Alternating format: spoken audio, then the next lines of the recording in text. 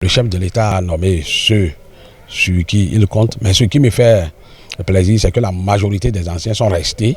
Ça veut dire quoi? Ça témoigne de la volonté du chef de l'État de poursuivre avec ses réformes, de ne pas couper. Parce que un ministre, un remaniement, on enlève un ministre, le ministre qui vient, avant de pouvoir s'imprégner de tous les dossiers et vraiment se lancer, il faut au moins 2 à 3 mois pour bien pénétrer.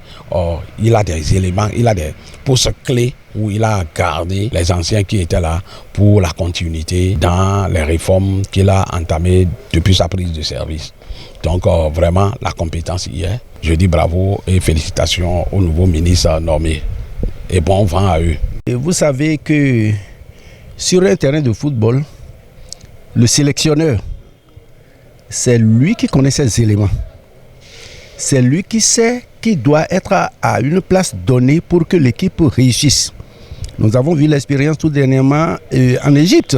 Avec ce sélectionneur, il nous a amené à une étape qu'on n'a jamais atteinte en Afrique.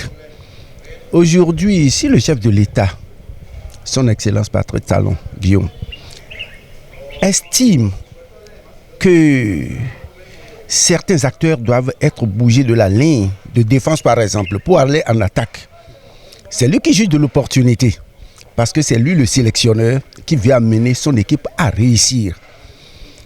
Moi, je pense pour ma part que le peu de temps, par exemple, lorsque je choisis l'acteur de ma région, et le ministre Romain, qui est passé au ministère des TP, qui revient à ce ministère, c'est un technicien avéré de la chose. Et son passage, il l'a marqué. Le chef de l'État a jugé à un instant donné de le retirer du terrain pour qu'il aille s'échauffer davantage, se faire de muscles et revenir pour rebondir. Le PAG est en route et il faut des gens pour accompagner le chef de l'État à l'exécuter. Cela ne veut pas dire, pour ma part, que les pignons qui ont été bougés n'étaient pas utiles où ils étaient. Peut-être que le chef de l'État les retire, il les redéploie ailleurs où ils seront plus efficaces. Ce n'est pas que tous ceux qui paraissent, qui sont les acteurs du développement, mais ceux qui conçoivent, ils sont dans l'ombre. Ils conçoivent et les autres exécutent. Nous, on n'est que des exécutants, par exemple, nous, mais tous ceux dont nous bombons la poitrine et que nous faisons les redditions de comptes, j'ai fait construire les ponts, j'ai fait construire des ceci, ça a été conçu par ailleurs, par d'autres.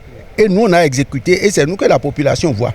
Mais au-delà de nous autres, nous ne sommes qu'un magnon, nous ne sommes qu'une goutte de quelqu'un qui est là-haut. Le grand chef d'orchestre est là-haut, c'est lui le chef de l'orchestre.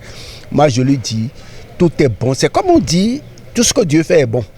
Tout ce qu'un chef d'orchestre fait et que la résonance, la concordance des sons sonne bien à l'oreille pour la jouissance de l'autre, on doit pouvoir leur en être reconnaissant.